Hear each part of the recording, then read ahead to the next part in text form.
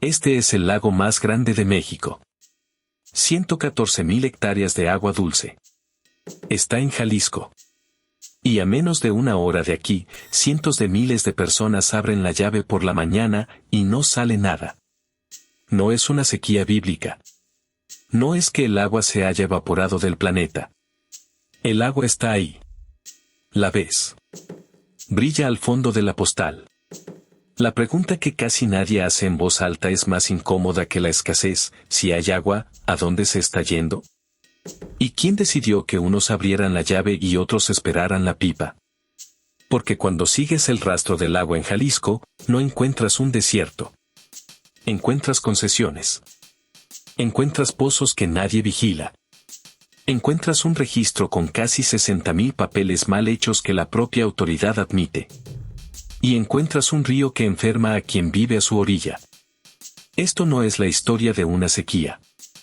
Es la historia de una sed que alguien planeó. Y esto es detrás del culto. Empecemos por lo que cualquiera en Guadalajara puede confirmar sin un solo documento: el agua no llega parejo. La zona metropolitana de Guadalajara, más de 5 millones de personas, depende de una manera casi frágil de ese lago. Según el propio organismo operador, el CIAPA, alrededor del 60% del agua que bebe la ciudad viene del lago de Chapala. Un solo punto de falla para una de las ciudades más grandes del país. Y falla. En noviembre de 2024, un megacorte por obras dejó sin servicio a cientos de colonias de golpe. Se repitió a principios de 2026, otra vez cientos de colonias en Guadalajara, Zapopan, Tlaquepaque y Tonalá, con la gente formada esperando una pipa. Y detrás de cada corte hay una rutina que millones ya normalizaron: el tinaco que se cuida como un tesoro, los tambos llenos por si acaso, la cubeta para bañarse, la fila en la madrugada cuando por fin pasa el camión. Se llama tandeo. Y para colonias enteras de la periferia no es la emergencia de una semana, es la vida de todos los días. Para ellos, el agua no sale de la llave. Llega, cuando llega, en una pipa. Debajo de la ciudad la historia es peor. La Comisión Nacional del Agua, Conagua, tiene registrados 59 acuíferos en Jalisco. 35 están en déficit, se les saca más agua de la que la lluvia alcanza a devolver. Los estamos vaciando. En silencio, metro a metro, más rápido de lo que se rellenan. Aquí es donde la mayoría de los reportajes se detienen: hay sequía, cuiden el agua. Pero esa explicación es demasiado cómoda. Porque el agua no desaparece por igual para todos. Y para entender por qué, hay que ir a un pueblo que se negó a desaparecer. Se llama Temacapulín. Temaca, le dicen. Un pueblo pequeño en los altos de Jalisco, de calles de piedra y una iglesia rosa. Y durante casi 20 años, fue el corazón de la pelea por el agua en México. En 2005 arrancó un proyecto, la presa El Zapotillo, sobre el río Verde, con una cortina de 80 metros, para llevar agua a León, Guanajuato, y a los altos de Jalisco. Hasta ahí, una obra más. Pero en 2007 la subieron. De 80 metros, a 105. Con esa altura, la presa ya no solo guardaba agua, inundaba 3 pueblos enteros, Temacapulín, Acacico y Palmarejo, para mandarle esa agua, ahora sí, también a Guadalajara. A la gente de Temaca le dijeron, en pocas palabras, que su casa, su iglesia y las tumbas de sus muertos valían menos que el trago de agua de una ciudad más grande. No se dejaron. Se organizaron, se ampararon, se plantaron frente a las máquinas. Y ganaron rondas que nadie esperaba. En 2013, la Suprema Corte anuló el convenio que autorizaba los 105 metros, porque ni siquiera lo había aprobado el Congreso de Jalisco. En 2021, tras años de resistencia, se firmó un acuerdo para rediseñar la presa de modo que no inundara los pueblos. Temaca sobrevivió. Pero fíjate bien en la moraleja, porque es el resumen de todo el tema. Para que un pueblo conservara su casa, otra ciudad se quedó sin esa fuente, el trasvase a León se cayó. En la repartición del agua en Jalisco, siempre parece que para que alguien tenga, alguien más se queda sin. La pregunta nunca es cuánta agua hay. La pregunta es quién decide a dónde va. Y esa decisión, casi siempre, se toma lejos de la gente que se queda con la llave seca. Mientras unos pelean por una presa, otros simplemente se sirven solos. El robo de agua en México ya tiene nombre propio, calcado del robo de gasolina, le dicen huachicoleo de agua. Y no es una leyenda urbana, lo reconoce la propia Conagua. En 2024, la autoridad reportó haber detectado 292 pozos ilegales en el país, 11 de ellos en Jalisco. Y esos son solo los que encontró. Las estimaciones de las propias autoridades hablan de entre 500 y 700 pozos clandestinos tan solo en Jalisco. Piénsalo, pozos perforados sin permiso, chupando el acuífero que ya está en déficit, para vender esa agua o para regar cultivos que la exportan. Y a nivel nacional, algunos reportajes calculan más de 15,000 pozos clandestinos y ganancias ilícitas por encima de los 1,000 millones de pesos al año.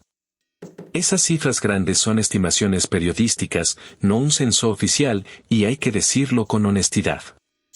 Pero el fenómeno de fondo, que hay quien extrae agua fuera de la ley, a gran escala, y casi nadie lo vigila, ese está documentado. Y aquí aparece la palabra que todos quieren usar, mafia. Se ha denunciado, a nivel nacional, que el crimen organizado se metió al negocio del agua en varios estados, controlando pipas y tomas. Jalisco aparece en esas listas. Pero seamos rigurosos, porque este canal no vive de inventar, para Guadalajara en concreto no hay sentencias que prueben que un cártel controla el agua. Es una denuncia seria que merece investigarse, no un hecho que podamos dar por probado. Y la diferencia entre esas dos cosas es justo lo que separa el periodismo de la paranoia. Y déjame hacer una pausa aquí para preguntarte algo, porque me interesa de verdad, en tu colonia, en tu ciudad, ¿ya te tocó depender de una pipa, o pagar el agua carísima cuando falla el servicio? Cuéntamelo en los comentarios. Lo que ustedes viven en la calle muchas veces dice más que un informe. Ahora vamos a la parte legal. Que es, en realidad, la más perturbadora. Porque lo que más agua concentra en Jalisco no es ilegal. Está firmado, sellado y registrado. En México, para usar grandes volúmenes de agua necesitas una concesión del Estado, y todas quedan anotadas en un registro público. Una organización tapatía, el INDEC, se puso a revisar ese registro. Y en un estudio que presentó en 2019, identificó a alrededor de 50 grandes concesionarios que, según su análisis, acaparan una parte enorme del agua del Estado.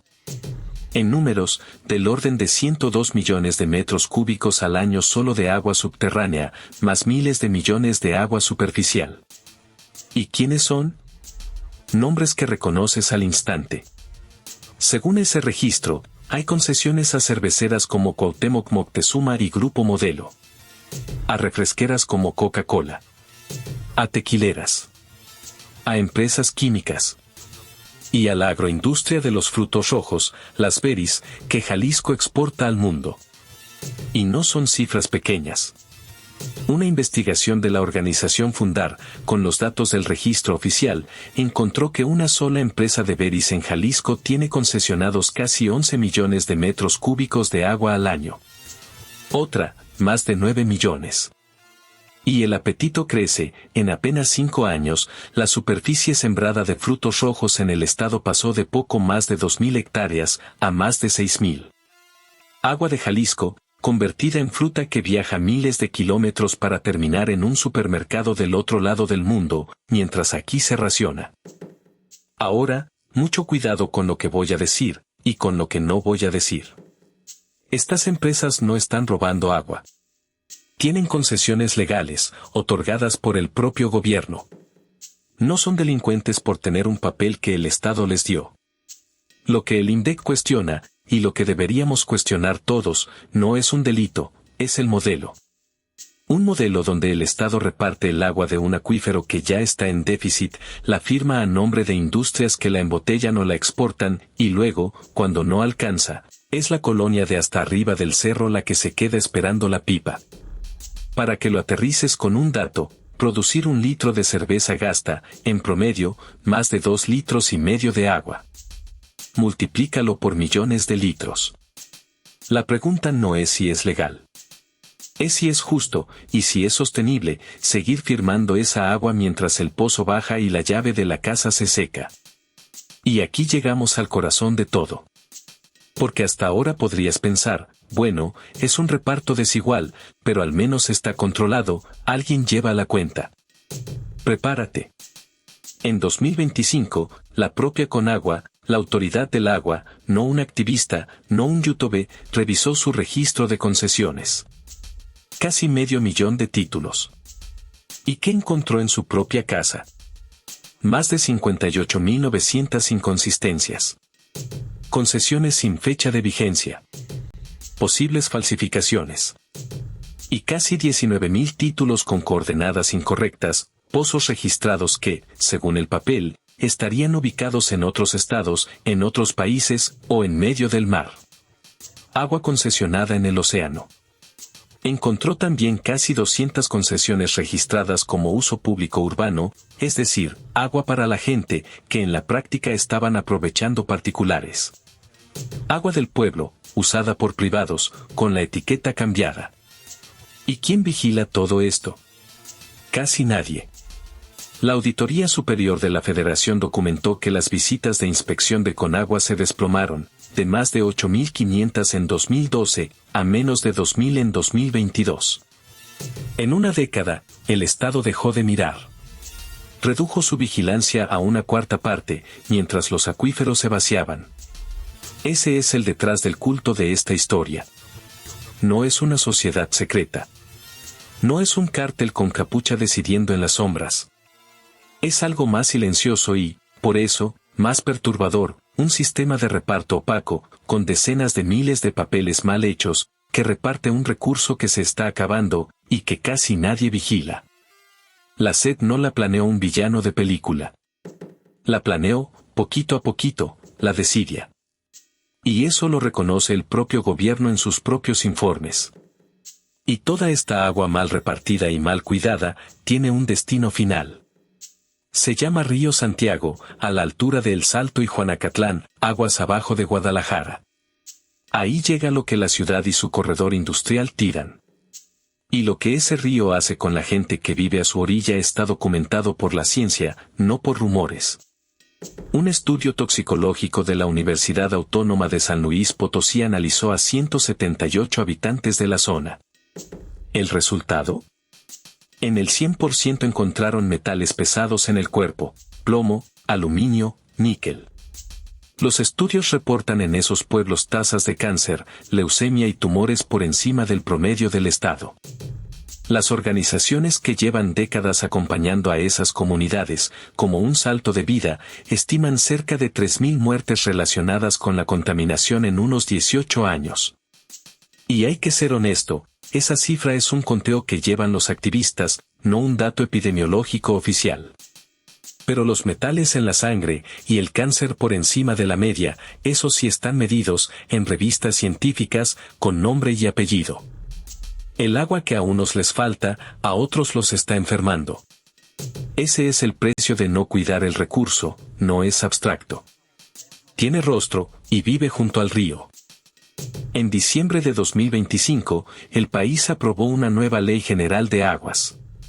Entre otras cosas, prohíbe que las concesiones se vendan entre particulares y permite reasignar el agua cuando se demuestra acaparamiento. Léelo con atención, porque tiene una confesión adentro. Si la ley nueva tuvo que prohibir el mercadeo de concesiones, es porque ese mercado existía. El Estado, al fin, le puso nombre al problema. Entonces, ¿cuál es la conclusión honesta de todo esto? No es que no haya agua. La hay. No es que un villano oscuro se la robó toda. Es algo menos cinematográfico y más real. Jalisco tiene una crisis de gestión. De un recurso que se firmó de más, se vigiló de menos, se ensució sin castigo, y se repartió de tal forma que la industria embotella mientras la colonia espera la pipa. Y esa, quizá, es la lección más grande. Las peores crisis no siempre las causa un monstruo. A veces las causa un sistema aburrido, opaco y mal vigilado, que va tomando pequeñas decisiones, una concesión aquí, una inspección que no se hace allá, hasta que un día, millones de personas abren la llave frente a un lago inmenso, y no sale nada. El agua está ahí. Siempre estuvo ahí. La pregunta que nos deberían responder, y que este canal va a seguir haciendo, es sencilla: ¿por qué llega a todos lados, menos a tu casa? Si quieres que sigamos jalando de este hilo, y de otros que muy pocos se atreven a tocar con seriedad y con datos, suscríbete, dale like y activa la campana. En este canal no te vendemos conspiraciones, te mostramos lo que está documentado y que igual da miedo. Nos vemos en el próximo.